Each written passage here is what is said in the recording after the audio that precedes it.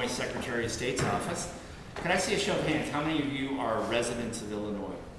All residents of Illinois? Okay. This is the Illinois Secretary of State's office. So this was a very important office for that guy. Do you see right up there over the thing? No, and no, that is not John Belushi. That's actually Stephen A. Douglas, the little giant, as he would have appeared in the early 1840s when he served as one of the first Illinois Secretaries of State when this building first opened and this room first opened, the Secretary of State's office. He was one of the first Illinois Secretaries of State to serve in this capacity in this office.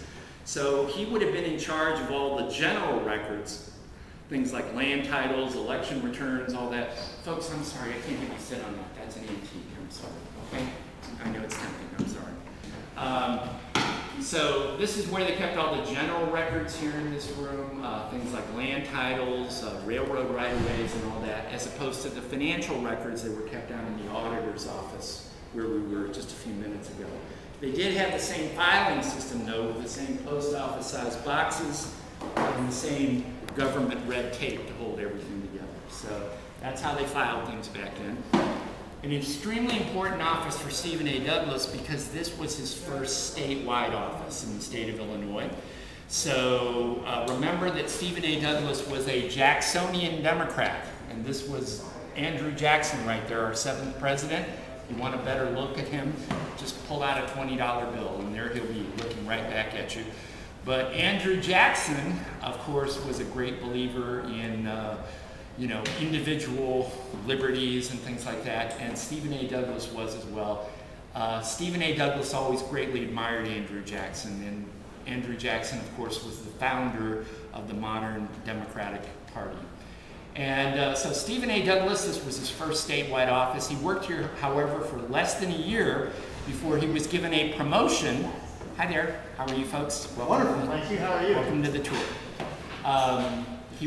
Before he was given a promotion across the hall as a judge on the Illinois State Supreme Court. So a very, very important office for Douglas because his first statewide office, and this office served as a launching pad for his later political career.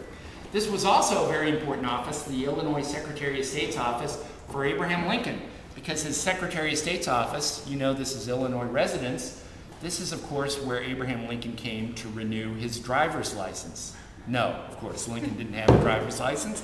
There weren't those kind of things back then, but Lincoln did come here very frequently to research things like land titles, railroad right-of-ways, election returns. Remember, Lincoln was very much a political lawyer, but he was also a railroad lawyer, certainly with the rise of the Illinois Central Railroad and the railroads in general in the 1850s. So an important office for Lincoln, but especially for Stephen A. Douglas.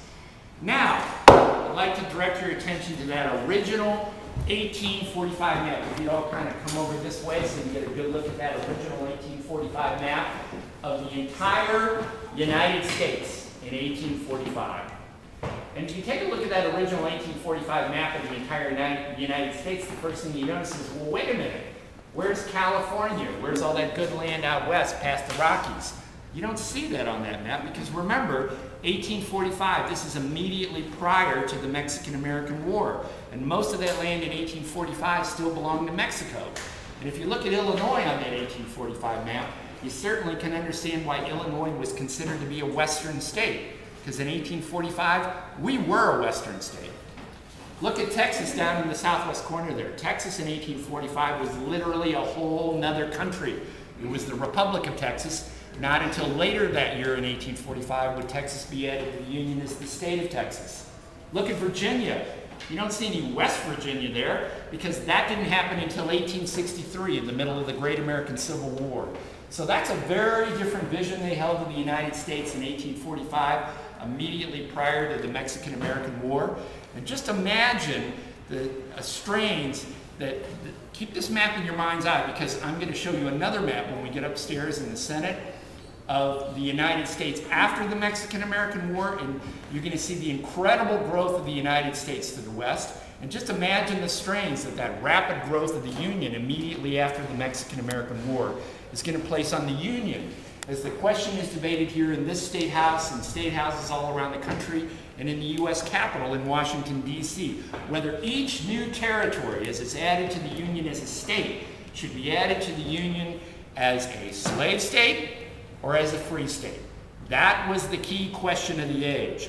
That was the key question that led directly to the Lincoln-Douglas debates and the Great American Civil War 150 years ago right now. So we're going to head upstairs now. We're going to go up to the Senate. So if